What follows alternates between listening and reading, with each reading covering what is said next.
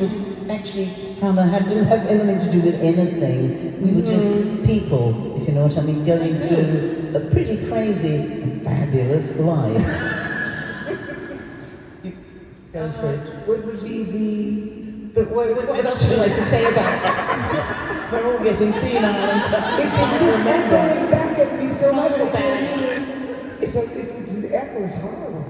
But anyway, so what were you saying? Well, what else would you like to say about Bowie and women, yourself, relationships? Well, how I felt about Bowie and women in general. In general, because we're going to ask for a few questions from the crowd in a moment. I have to admit, I loved him. Yeah. I did, with all my heart. Because when we found each other, it was just, to me, just natural. You know?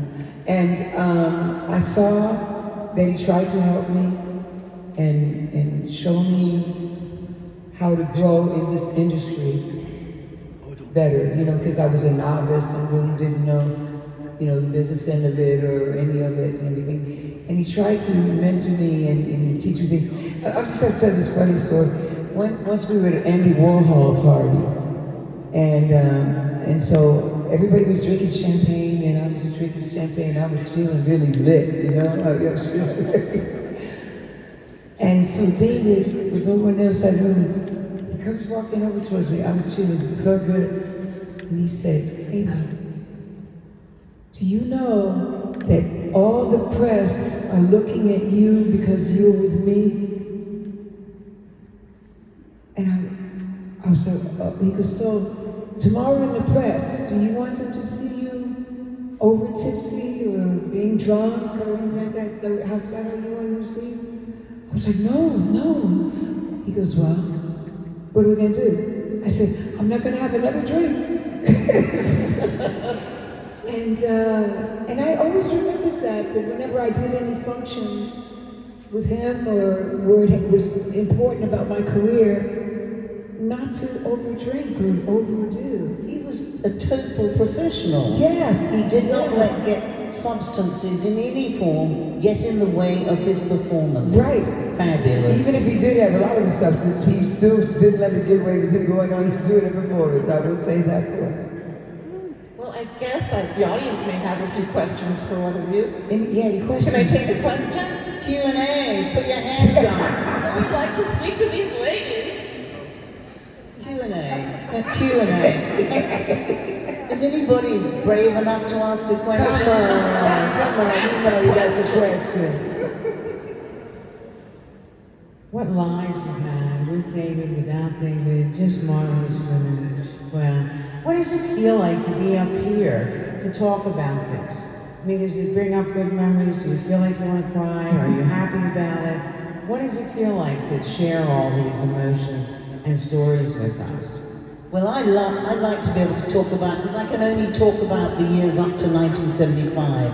But as I said last night when I finished singing Andy Warhol, for which I'm so honored that he publicly announced that he'd written it for me, is I actually said, I don't know if one of you could hear it with the sound that swirls. I said, "Thank you, David." I thank him because he has given us this great music. He's brought all these people together all over the world. And, you know, he was a superhuman. He was super special. And what a joy to be talking about him. That's how I feel about it. We all agree. Well, what can I say? I feel exactly the same way. I feel lit up inside when we celebrate him, when we do our tributes, when we sing his music, keep him alive.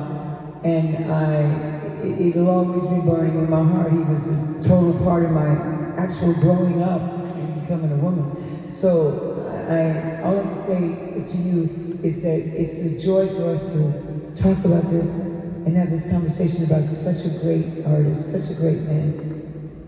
Yeah, I know, it's a lot of fun. It really does. And just for me being up here, just loving him as much as I do, and I did, it's just mind-blowing that I'm here with you both.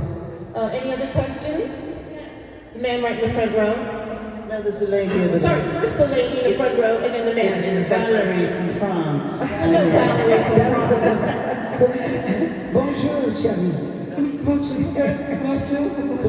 Thank you very much for being here, and I'm very pleased to meet very wonderful woman. I have a question for the two of you.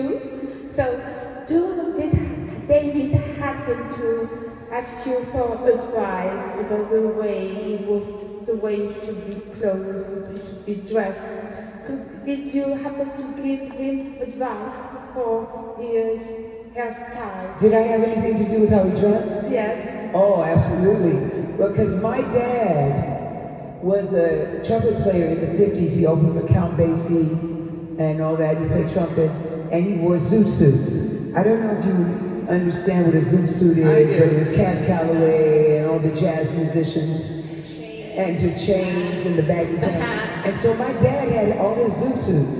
And one day my mom and dad invited David for dinner, and David went into my father's closet, and he was like, Ava, do you think your dad will let me wear one of his zoot suits?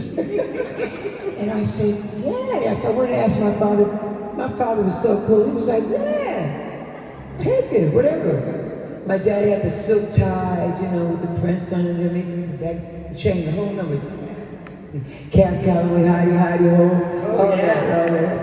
And so David took the suit, he wore it a couple of times, but then he had Freddie, Freddie. Freddie, to knock it off, as they call, to knock it off so that it wasn't so baggy, the pants or whatever, it was more Bowie-esque. But yeah, I think I influenced him because, and then I was talking yesterday about the flight suit I was wearing. He literally took it off me and never gave it back. So I was, I think I was an influence in some fashion sense on him. Yes, I do. How wonderful, great answer. Well, he knew never to ask me about what clothes he was to wear, because I do remember him once standing naked in front of the mirror in the Sherry Netherlands, and he was standing, I was behind him and he was saying, what do you think of this? And he turned around and sort of showed off his body.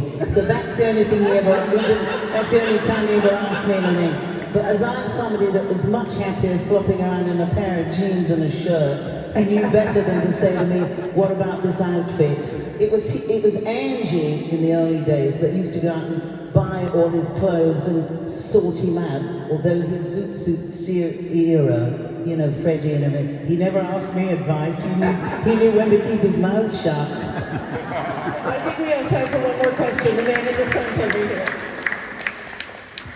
Thank you. I have a question for Eva. My name is Joop. You lived with him in also a kind of difficult period when he started. Speak louder, Joop. Yeah. You lived also with him in a difficult period when he used more and more the drugs and the cocaine. Can you tell me more about how you handle that with him? He wants to know about the disco period with the drugs. Yeah. Oh, you, shame on you. Okay, well. Well, we all had a lot of fun.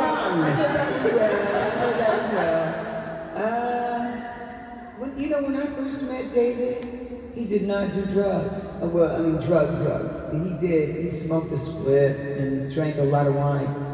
But he was not, when I first met him, he was not doing a lot of drugs. That only happened after we started hanging around Mick Jagger and the Stones and all that and everything, and then it started to become more of a thing.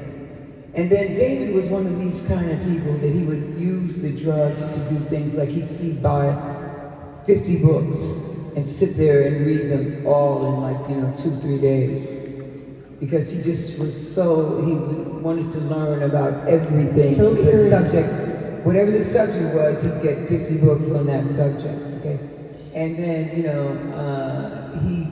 he would, before, when computers started and everything, he had the dinosaur versions of the computer, these great big dinosaur versions. And he'd be up all night long doing that. And I'd be like, can I go to sleep? No. You have to drink coffee. You got to stay awake and watch what I'm doing, So he used it sometimes for work,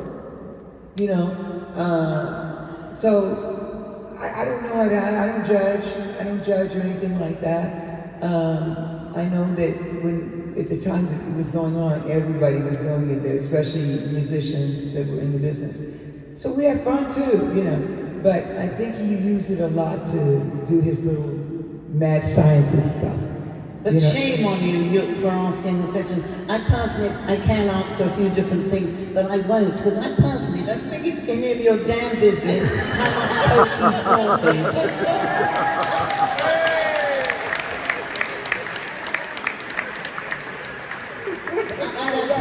I don't think you should know that kind of thing. The times have changed. Everyone's so blastedly, boringly flat and nobody does anything. But in the early 70s, everybody did everything. We had a ball. And we're still alive to say, yes, we had a great time. No, sister. Right. So that's why I say I don't judge. We don't judge people. If they totally destroy themselves, that's on them. But at the time this was all happening, it was everybody. It wasn't just him. That's right, it was everybody. And the gear was much better in those days, so... It sure was. Yes, it was the real thing. Change the subject quickly, Hannah. For not having a man on stage, there certainly are a lot of balls here right now.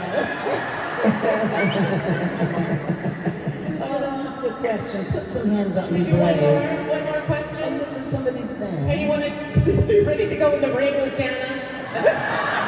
You might live to regret it. I want to watch. No? No? Okay. Well, I'm going to end this panel with saying a great, gorgeous thank you to the most beautiful women in the letter. Thank you. Thank you.